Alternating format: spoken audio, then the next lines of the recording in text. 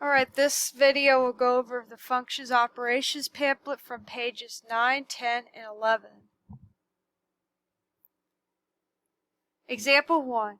F of x equals x squared plus x, and g of x equals x minus 3. So then we have f of x divided by g of x. X squared plus x, and then x minus 3. From there, to simplify this, we want to factor out each polynomial as much as possible. And then we'd have x parentheses x plus 1 all over x minus 3. And so this would be our function.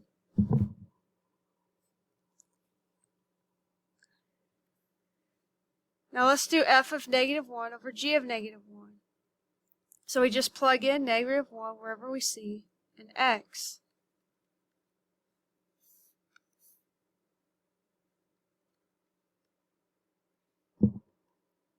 And that would give you 2 over negative 2, and then that would equal negative 1.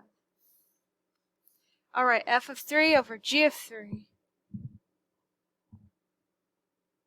So we'll plug in 3 wherever we see an x. So 3 squared plus 3 all over 3 minus 3. So then we have 12 over 0. We can't divide by 0. So this one is undefined. Now the type of discontinuity this is a vertical asymptote.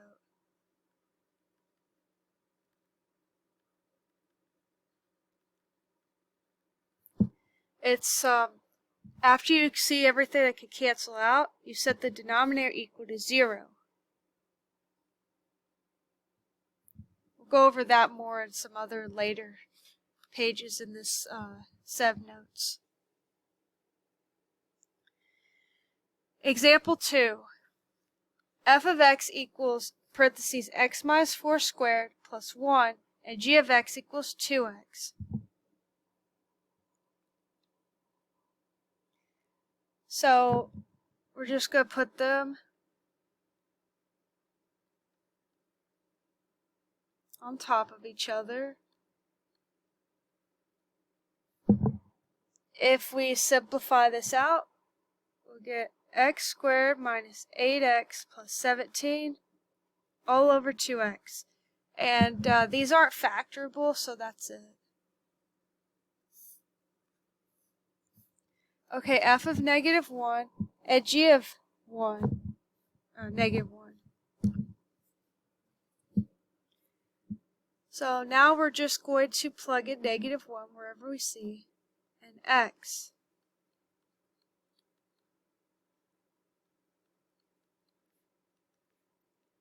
So then we have 26 over negative 2.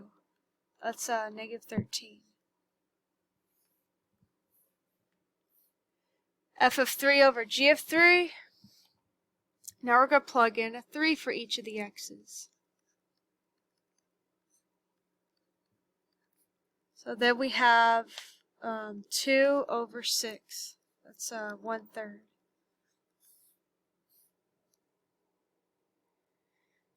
Example 3. F of x equals 3 to the x power minus 5, and g of x equals negative 2x. So when we find f of x divided by g of x, you could just put the two expressions on top of each other. F of 2 and g of 2, we're going to plug in 2 for each of those x's.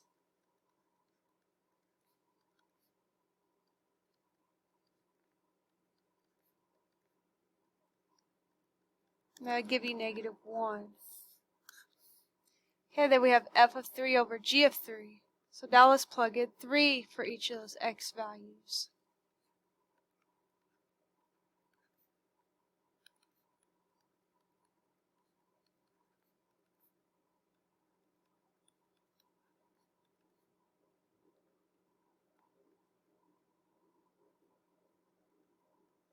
Negative 11/3.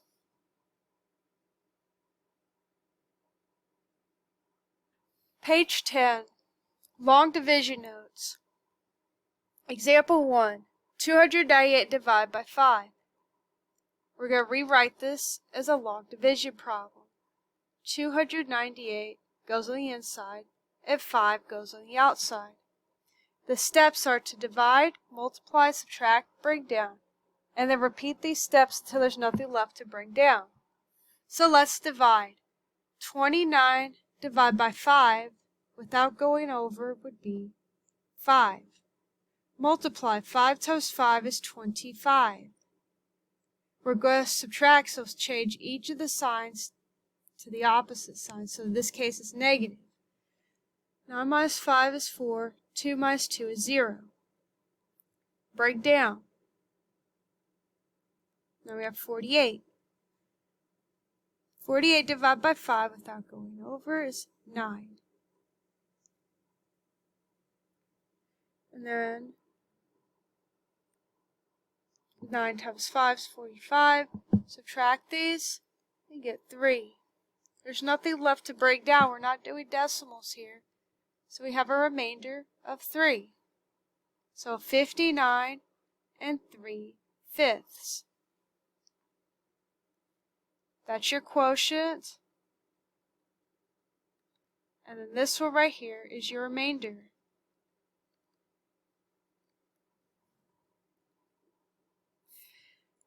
We're not doing decimals. The leftovers are called the remainder. Here's the parts of a division problem. The number on the inside, that is your dividend, your numerator. On the outside, that's your divisor, denominator. And then you get the quotient, and then you get a remainder. You don't write the remainder if you get 0. Other than that, you'll have a remainder. Here's how you would divide polynomials with long division. Steps. Divide the leading coefficients. Multiply the quotient and the divisor. Subtract the product from the dividend. And then bring down the next term and repeat until there's nothing left to bring down. It's the same steps as when you did just regular numbers.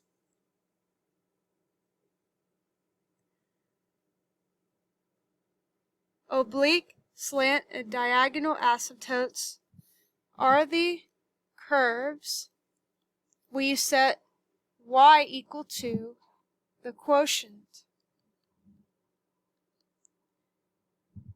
And it's only there when the remainder is not 0.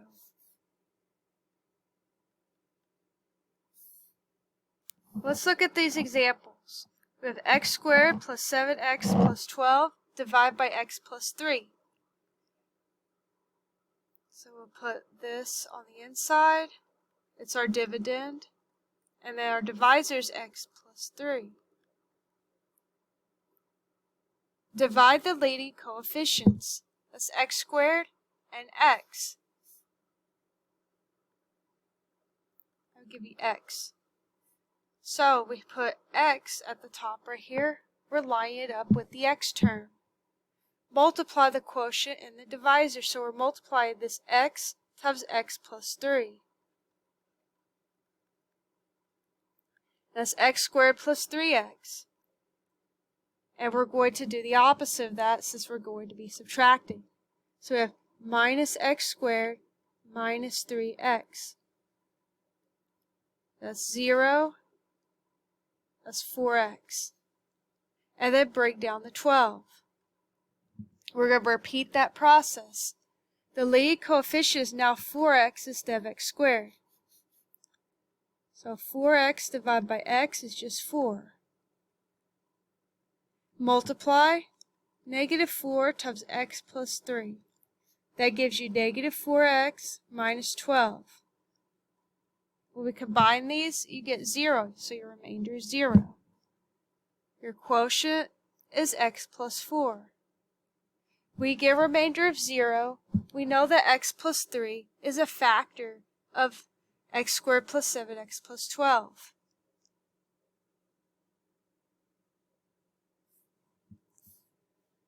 Let's do the next one. Example 3. 15x squared plus 26x plus 8. That goes on the inside.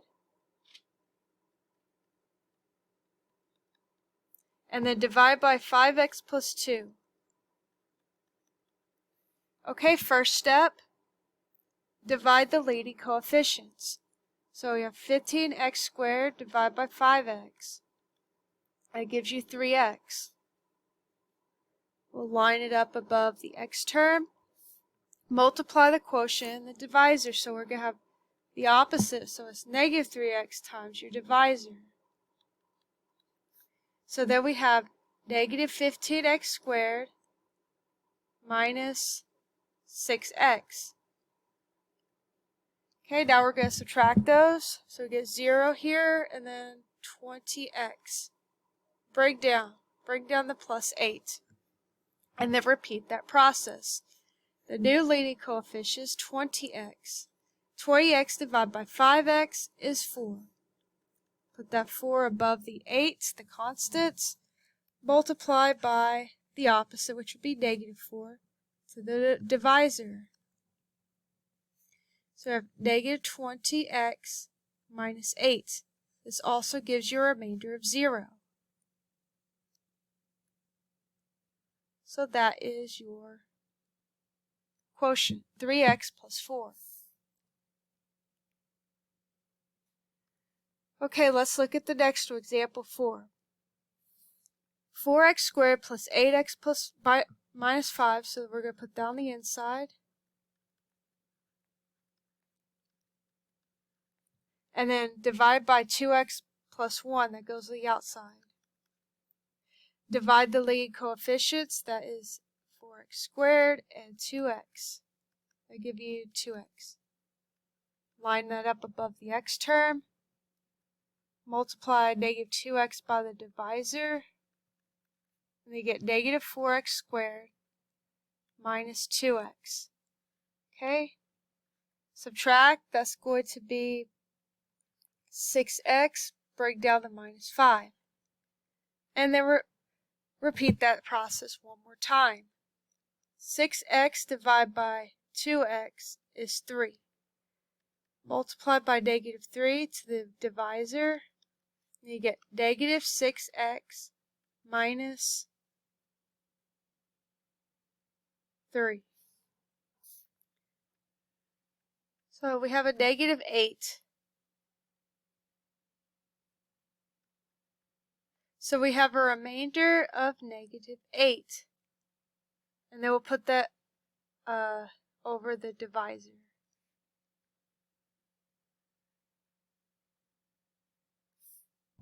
And then let's look at example 5. 6x cubed plus 10x squared plus x plus 8. We'll put that on the inside. Divide by 2x squared plus 1. Now, notice that's missing an x term. We can't just miss it like that. We need to put something there. So I'll put 2x squared plus 0x plus 1. So I'll put a 0x there as like a placeholder. Because remember, dividing 104 by 5 is not the same thing as dividing 14 by 5. Those are different. So those zeros do matter. Okay, let's divide. Leading terms, 6x cubed divided by 2x squared. That would give you 3x. So we'll put that above here. Multiply negative 3x times your divisor.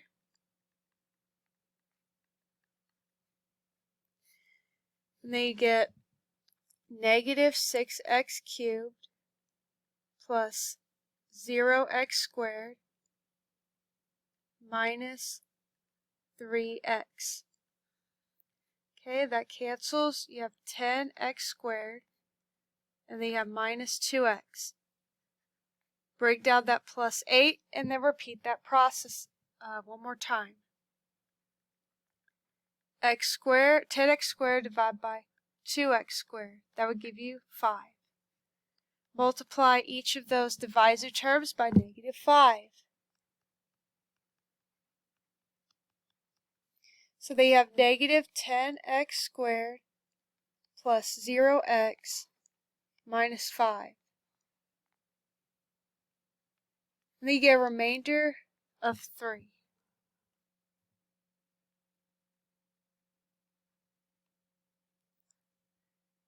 And then you put over the divisor 2x squared plus 1.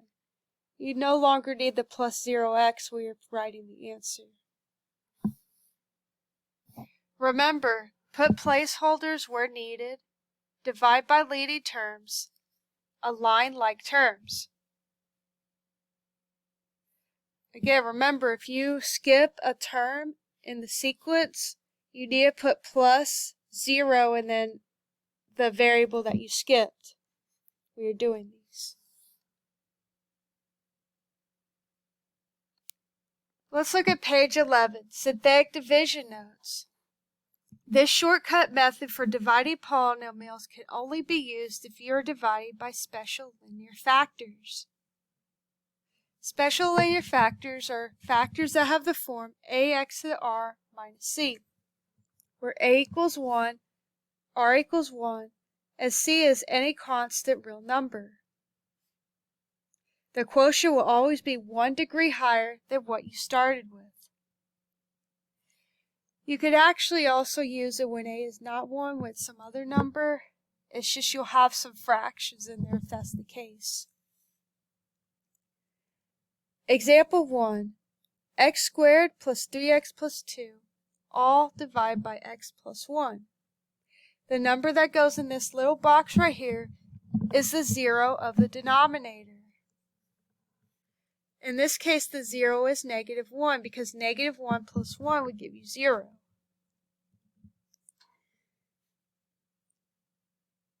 And in this first row right here, we're going to write the numerator's coefficients.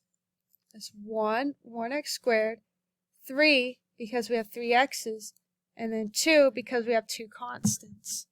If we ever needed to include a variable that was skipped, the coefficient would be 0. Okay, from here we're going to break down the first number, which is 1, and then multiply to get this next number, negative 1 times 1. That's just negative 1. Combine those, 3 minus 1 is 2. To get this number, we're going to take negative 1 times 2. That's negative 2. 2 minus 2 is 0. So your answer is 1x plus 2, and we have a remainder of 0. Your oblique asymptote would be none, since remainder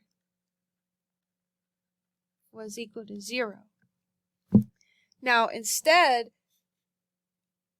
x equals negative 1 is a whole. Whenever you get a remainder of 0, that means that it's a factor of this and it can be canceled out. And so that would just be considered a whole. There's no asymptotes in that case. Let's look at the next example. Example 2. X cubed plus 2x squared minus 3x plus 12 divided by x minus 1. The 0 in the denominator is 1. And then we're going to write the coefficients of the numerator. There's 1x cubed, 2x squared, negative 3x's, and 12 constants. Break down the 1. To get this next number, it's going to be 1 times 1. 2 plus 1 is 3. 3 times 1 is 3.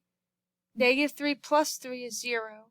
And 0 times 1 is 0. 12 plus 0 is 12. So your answer would be x squared plus 3x plus your remainder, 12 over the divisor. So your oblique asymptote is at y equals x squared plus 3x. Now, x minus 1, where x equals 1, is a vertical asymptote, since remainder is not equal to 0.